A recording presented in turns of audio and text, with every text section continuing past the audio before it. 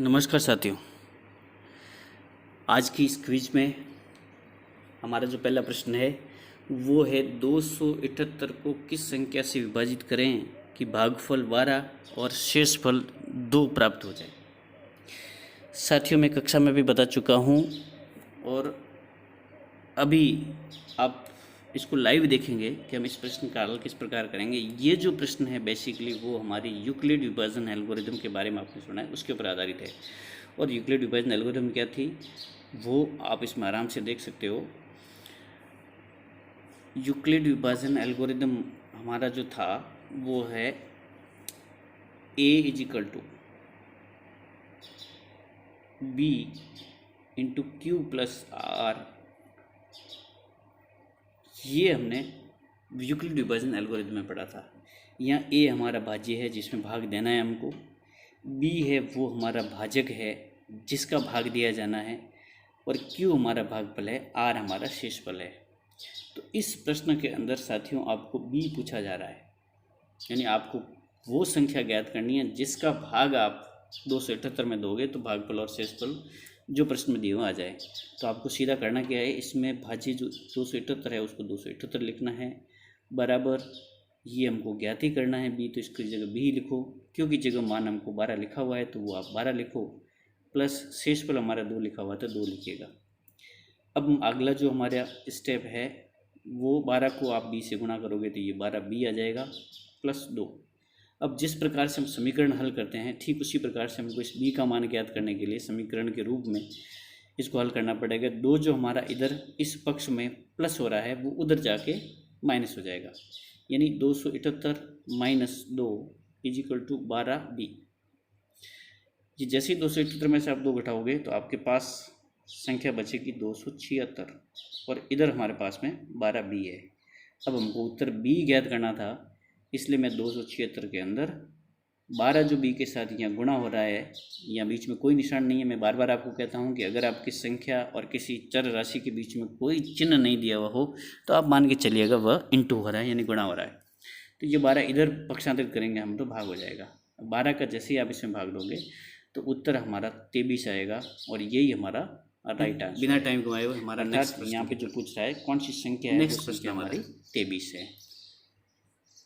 Next प्रश्न है हमारा x बराबर 2 की घात 3 गुणा 3 की घात 2 तथा y बराबर 2 की घात 2 गुणा 3 की घात 2 हो तो x और y का लसप व मसप ज्ञात कीजिए। अर्थात आपको इस प्रश्न में एलसीएम और एचसीएफ पूछा जा रहा है। तो ये भी बिल्कुल सिंपल सवाल है क्योंकि इसमें आपको गुणनखंड दोनों के करके दे रहा है। आपको x का मान भी लिखा हुआ है, वो है हमारा 2 की घात 3 गुणा 3 की घात 2, और y का मान है उसके गुणनखंड हमको लिखे हुए हैं 2 की घात 2 गुणा 3 की घात 2। अब यहाँ हमारे लिए इंटरेस्टिंग चीज़ ये है दोस्तों कि अगर हमको लसक पूछे तो हमको क्या करना है, जो हमारे पास ये गुणनखंड है दोनों उनमें से अधिकतम घात वाली संख्या को हमको यहाँ पर बाहर लिखना है। अधिकतम घात का मतलब जैसे 2 की घात इसमें x की जगह 3 है, y की जगह 2 है, तो अधिकतम घात हमारी 2 की घात 3 हो गया। ठीक इसी प्रकार से 3 की जो हमारे अधिकतम घात दोनों में 2 घात है तो आप उसमें 3 की घात 2 बार लेंगे। तो यही हमारा 2 की घात 3 इंटू 3 की घात 2 ये हमारा एलसीएम है, अर्थात लसप है। ये आंसर आप लिख सकते हो इसका। नेक्स्ट हमको मसप ज्ञात करना है साथियों। मसप के लिए भी वही बात, x बराबर हमारे गुणनखंड को शीट में लिख लो आप 2 की घात 3 गुणा 3 की घात 2, और y का जो गुणनखंड है उसको भी आप शीट में लिख लो 2 की घात 2 गुणा 3 की घात 2। इसमें हमें क्या करना है, इसमें हमें जो गुणनखंड लिखे हुए हैं उन गुणनखंडों में से सबसे कम घात वाले को बाहर लेना है। तो जैसे 2 की घात कम घात हमारे यहाँ पर है, ये 2 की घात 2, तो यहाँ आप 2 की घात 2 लिखिएगा, गुणा 3 की घात कम ज़्यादा दोनों 2 ही है, तो यहाँ 3 की घात 2। ये हमारा इस प्रश्न का मशप हो गया। It is the right answer.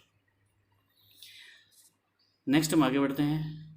हमारा अगला जो प्रश्न है वो है भाज्य a नेक्स्ट प्रश्न जो हमारा यहाँ पे हम लेंगे, भाज्य ए और भाजक बी के लिए a is equal to b into q plus r में आर के लिए कौन सा संबंध सत्य है। मैंने अभी आपको जस्ट ऊपर बताया साथियों, ये हमारी यूक्लिड विभाजन एल्गोरिदम है, यानी भाज्य इजिकल टू भागफल इंटू भाजक प्लस शेषफल। तो यहाँ हमको ये दे रहा है कि इस जो सूत्र है हमारा यूक्लिड विभाजन एल्गोरिदम का, ये वाला, इसमें आर का मान क्या होना चाहिए। तो आर का मान निश्चित रूप से या तो वो 0 के बराबर हो और जिसका हम भाग दे रहे हैं उससे वो छोटा हो, तभी हमारा भाग पूरा पूरा जाएगा, और वो आंसर हमारे को सी में दिया हुआ है साथियों। तो इसलिए हमारा इस प्रश्न का जो राइट आंसर है वो स हो जाएगा। नेक्स्ट, आगे जो हमारा प्रश्न है वो ये है, निम्न में से कौन सी संख्या अलग है। जी साथियों, आपने ठीक सुना, अलग संख्या पहचाननी है आपको। अब आप यहाँ देख करके देखोगे तो सबके ऊपर वर्गमूल का निशान, अंडर रूट का निशान लगाया हुआ है। आप किससे अलग इसका पता करेंगे, under root 3/2, under root 16/4, under root 2/5 और अंडर रूट 21/35। निश्चित रूप से साथियों हमारी ये वाली जो संख्या है, ये अंडर रूट 16/4, ये अलग है और यही हमारा राइट आंसर है। अब हम आपके दिमाग में प्रश्न उठ रहा होगा कि ये अलग क्यों है, क्योंकि इसका जैसे ही आप वर्गमूल निकालेंगे तो वो वर्गमूल हमारा 4/2 आएगा, और 2 का भाग आप इसमें दोगे 4 में, तो उत्तर हमारा 2 आ रहा है, और 2 एक हमारी परिमेय संख्या है। अगर आपने परिमेय और अपरिमेय वाली प्रश्नावली हमने पढ़ी हो तो हमने उसमें पढ़ा था कि जिन संख्याओं को हम p/q के रूप में लिख सकते हैं वो सब हमारी परिमेय संख्या है। तो ये 2 हमारा एक प्रकार से परिमेय संख्या की श्रेणी में आएगा। लेकिन जो पहला प्रश्न आपने देखा था अंडर रूट 3/2, ये दोनों ही अभाज्य संख्या हैं, अपरिमेय संख्या हैं। तो ये पहला ऑप्शन हमारा गलत होगा, ये सही नहीं हो सकता। दूसरा अंडर रूट 2/5, ये भी अंडर रूट 2 और अंडर रूट 5 को अलग अलग लिखोगे तो भी ये हमारी अपरिमेय संख्या है, ये दोनों। और लास्ट में लिखा हुआ अंडर रूट 21 और 35, इसमें भी हमारे कहीं ना कहीं 3 गुणा के रूप में, या 7, 5 और 7 के गुणा में 5 और 7 भी छिपा हुआ है, 3 भी छिपा हुआ है, तो ये भी हमारी एक अपरिमेय संख्या है, इसलिए हमारा राइट आंसर ब होगा। नेक्स्ट, अगला जो हमारा प्रश्न है वो है, 2 संख्याओं a और 18 का लसप दिया हुआ आपको 36 तथा मसप 2 है, तो a का मान होगा। साथियों, अपने आगे बड़े सवाल में मैं पूरे बड़े वीडियो में ये बता चुका हूँ कि जो हमारे लसप मसप का और जो संख्याएं होती हैं उनका आपस में संबंध क्या होता है। तो हमने संबंध पढ़ा था कि 2 संख्याओं का गुणनफल, 2 संख्याओं का गुणनफल, ये हमेशा ही हमारे किसके बराबर होता है, LCM गुणा SCF, इसके बराबर होता है। ये हमने अभी आगे जो जस्ट हमने पिछला जो हमारा वीडियो था उसमें हमने पढ़ा था कि 2 संख्याओं का गुणनफल आप हमेशा ही करोगे तो उन्हीं संख्याओं के लसप और मसप है उनका आपस में गुणा है वो इनके बराबर आएगा। तो हमको यहाँ पे क्या दिया हुआ है, 2 संख्याओं में एक तो a लिखा हुआ है हमारा, गुणा दूसरी संख्या 18 लिखी हुई है, और उनमें से लसप लिखे हुए उनके 36 और मसप भी लिखे हुए हैं वो है हमारा 2। तो इनके मान को हम इस सूत्र में रख देंगे। 2 संख्याओं की जगह हमने a गुणा 18 कर लिया, और लसप और मसप के गुणनफल की जगह जो मान हमारे प्रश्न में दिए हुए थे वो दोनों हमने यहाँ रख दिए। अब हमको a का मान पूछ रहा है, तो a इजिकल टू ये जो 36/2 है इसको आप ऐसे कैसे रहने दो, 18 जो a के साथ भाग हो रहा है इसका जैसे ही आप इधर की तरफ पक्षांतरण करोगे तो वो इधर आके भाग हो जाएगा। 18 का आपने 36 में भाग दिया तो 2 बार गया, 2 को 2 से गुणा किया तो हमारी आंसर आ रही है 4। कौन सी आंसर है बेटा, 4 हमारी राइट आंसर है। नेक्स्ट, अगला प्रश्न जो हमारे लिखा हुआ है वो है,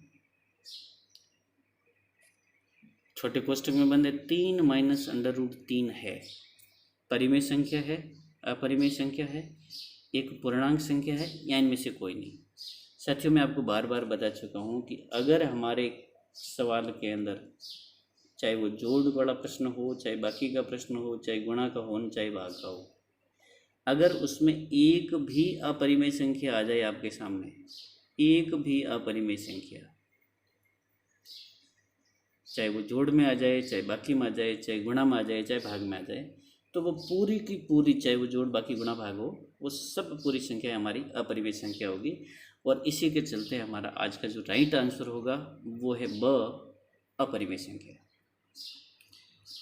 अगला नेक्स्ट जो हमारा प्रश्न है वो है √10 गुणा √15 बराबर है, आपको √10 को √15 से गुणा करना है। तो साथियों हम इसको अगर थोड़ा सा खोल के लिखें, यानी इसको गुणनखंडों के रूप में लिखें, तो 10 को हम 2 गुणा 5 लिख सकते हैं, गुणा 15 को हम 3 गुणा 5 लिख सकते हैं, ना। तो 5 हमारे दोनों में आ रहा है, तो जब हमारा 2 का जोड़ा पूरा बनता है तो इसका पूर्ण वर्गमूल के रूप में हम 5 को बाहर लिख लेते हैं, और जो अंदर हमारा मान रह गया है, क्या रह गया, इधर 2 रह गया और इधर यहाँ पर 3 रह गया है, तो 5 √3 दूनी 6, ये जिस भी ऑप्शन में हमारे लिखा हुआ है उत्तर वो हमारा राइट आंसर होगा। और ये हमारे पहले में ही लिखा हुआ है अ में 5 √6, तो इस 5वें प्रश्न का हमारा उत्तर होगा अ।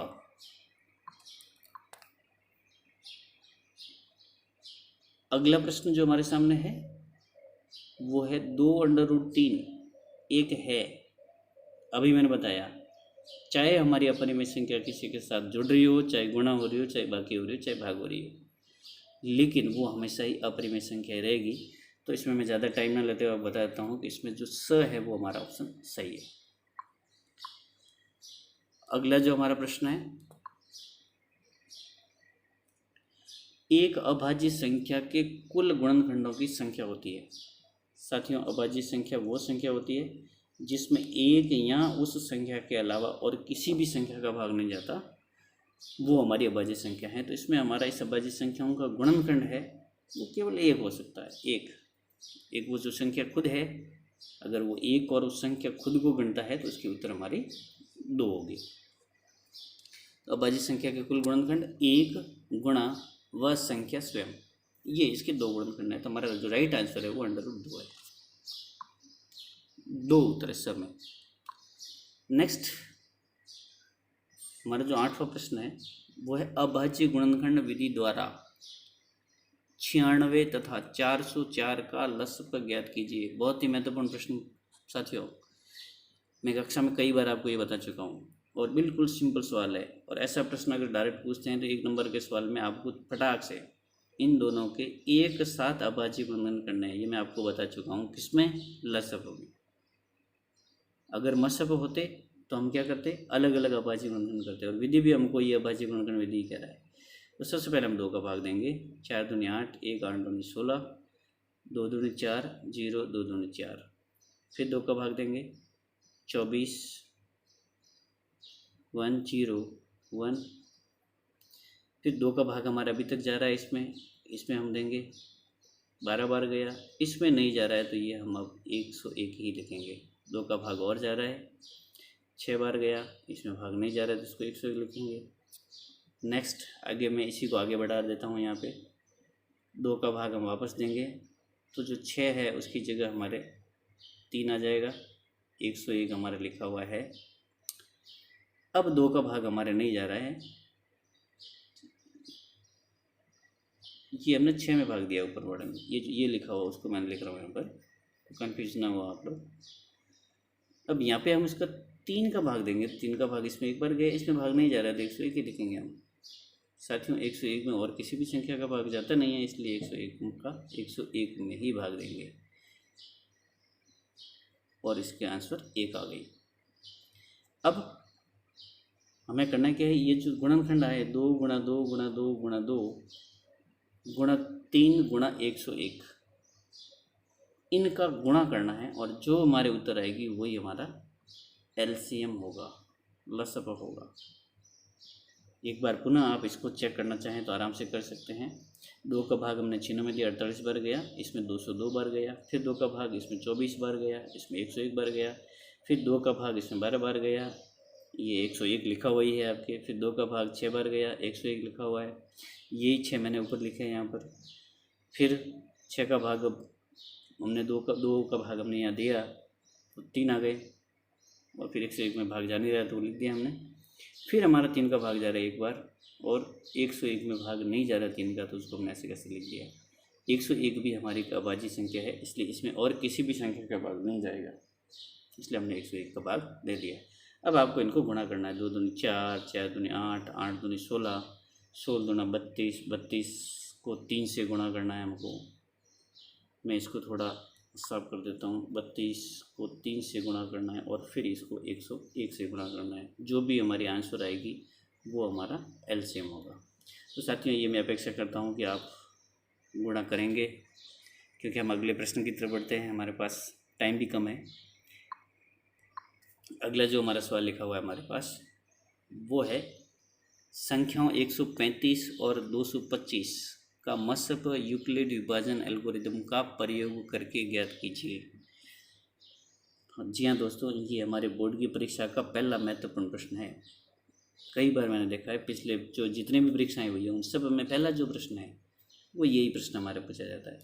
तो इसमें हमको करना क्या है, अगर आप सिंपली तरीके से समझना चाहो तो जो बड़ी संख्या है उसमें छोटी संख्या का आप भाग दे दो। इसमें 135 का इसमें एक बार भाग जाएगा 0।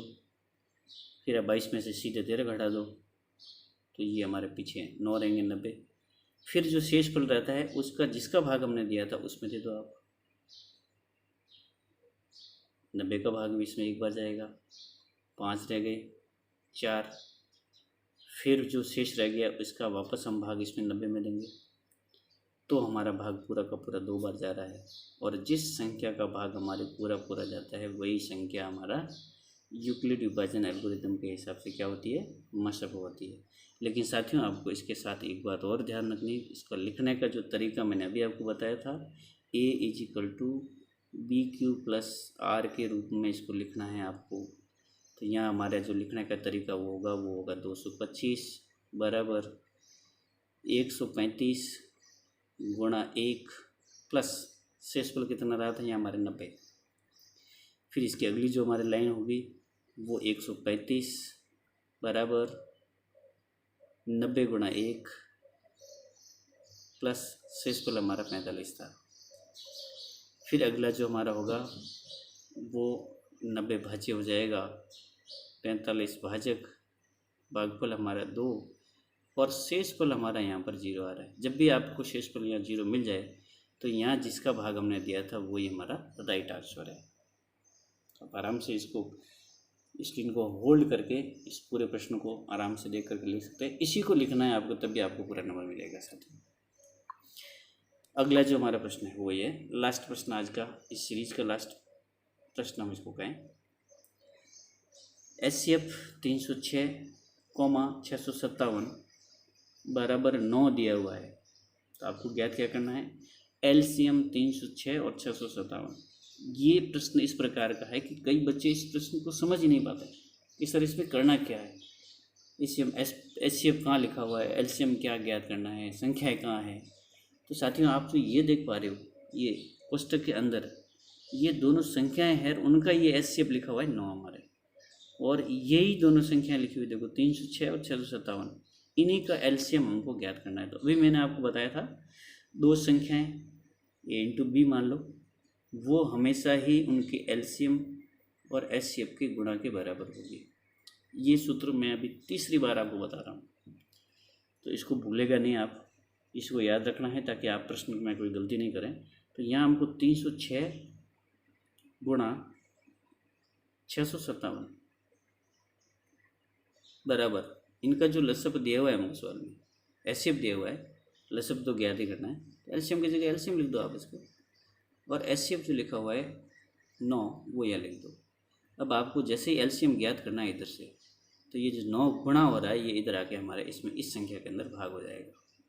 अब आप 9 का भाग इसमें दे दो जिसमें भी जा रहा है, तो अगर 306 में जा रहा है तो दे दो, 9 × 27, 3 बार जा रहा है, फिर पीछे 3 रहे हैं और 6 उतारोगे 36 हो जाएगा, 936। 34 इंटू 657, इसका जो गुणनफल होगा वही हमारी क्या होगा, एसएफ होगा। किसका, इन दोनों संख्याओं का, 306 और 657 का। तो ये गुणा आप कर लोगे, मुझे ऐसा यकीन है, क्योंकि अभी आप 10वीं बोर्ड की अंतिम चरण में हैं। तो आज का वीडियो शायद आपके लिए कुछ मददगार साबित हो सके, ऐसी मैं आशा करता हूँ। आपने वीडियो को बड़े ध्यान से देखा, इसके लिए आपका बहुत बहुत शुक्रिया। चैनल को सब्सक्राइब ज़रूर कीजिएगा ताकि मैं इसी प्रकार के प्रयत्न जारी रखूँ। धन्यवाद।